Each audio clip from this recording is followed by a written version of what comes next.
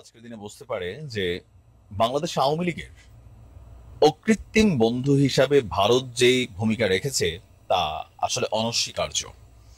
শুধুমাত্র ভারতের যে আপনার পলাতক যারা আওয়ামী লীগের নেতা কর্মীরা আছেন তা না, আওয়ামী লীগ সরকারকে পুনর্বাসন করা অথবা বাংলাদেশের ক্ষমতার মসনদে শুধুমাত্র আওয়ামী লীগকে দেখতে চায় সম্ভবত আপনার ভারত। আর যার কারণে গেল 5ই আগস্ট সাবেক প্রধানমন্ত্রী শেখ হাসিনার দেশ ছেড়ে যাবার পর নানানভাবে বাংলাদেশের যে চলমান অভ্যন্তরীণ অস্থিরতা সেইখানে একটা প্রধান ইস্যু হিসেবে দাঁড়িয়েছে ভারত। গেল 16 বছর বিভিন্নভাবে বাংলাদেশের নির্বাচন বলেন, এখানে কে অংশগ্রহণ নিবে না নিবে সেটা নিয়ে আভ্যন্তরীণ চাপ বলেন, বাংলাদেশের সাথে নানান ধরনের চুক্তি বলেন, সকল কিছুতেই একটা হস্তক্ষেপ ভারতের ছিল। তো দীর্ঘদিন যাবৎ এই যে হস্তক্ষেপ, তো যাই হোক, এই মুহূর্তে বাংলাদেশের জনগণের একটা বড় অংশ, বিশেষ করে আওয়ামী লীগ যেহেতু নীরব পলাতক, তো বাকি যে অংশগুলো বরাবরই তারা ভারতের সাথে একটা বিরোধী অবস্থানে কিন্তু ছিল। তো সেই জায়গা থেকে এখন প্রকাশ্যে ভারত সম্পর্কে নানান ধরনের বক্তব্য দিচ্ছে।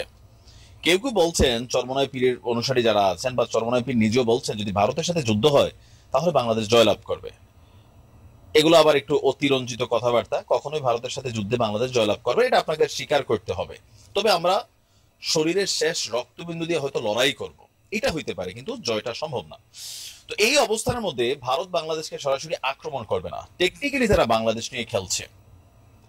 ভারত যেহেতু পরাশক্তির একটা দেশ, এই মুহূর্তে তাদের সাথে পৃথিবীর উন্নত রাষ্ট্রগুলোর একটা ভালো সম্পর্ক আছে। তাদের মিডিয়াগুলা ইন্টারন্যাশনাল লেভেলে বিট করে, বাংলাদেশের মিডিয়া বাংলাদেশের মানুষই দেখে না, ইন্টারন্যাশনাল মানে দেখা তো দূরের কথা। বা আমাদের ধরেন সরকারেরও বিভিন্ন উইংস যখন বক্তব্য দেয়, এগুলো আসলে বাংলাদেশের মানুষ ঠিক মতো শোনে না, আর আন্তর্জাতিক অঙ্গনে মানুষ শুনবে দূরের কথা। কিন্তু ভারতে যখন মমতা অথবা ধরেন মোদি অথবা তাদের বিভিন্ন মন্ত্রীরা বক্তব্য দেয়, ওয়ার্ল্ড ওয়াইড মিডিয়াগুলো সেটাকে কাভার করে, আর সেখানে নানান কিছু চলে আসে। তো এই অবস্থায় বাংলাদেশ নিয়ে একটা নতুন খেলা কিন্তু শুরু করেছে ভারত। আর আমাদের জায়গা থেকে একজন বাংলাদেশি হিসাবে বাংলাদেশের স্বার্থে এই কথাগুলো আমাদেরকে বলতে হচ্ছে, কিছু করার নাই। কে কোন কোন দলের রাজনীতি করে ডাজন্ট ফ্যাক্ট, যখন দেশ নিয়ে প্রশ্ন আসবে তখন দেশের পক্ষে কথা বলতে হবে।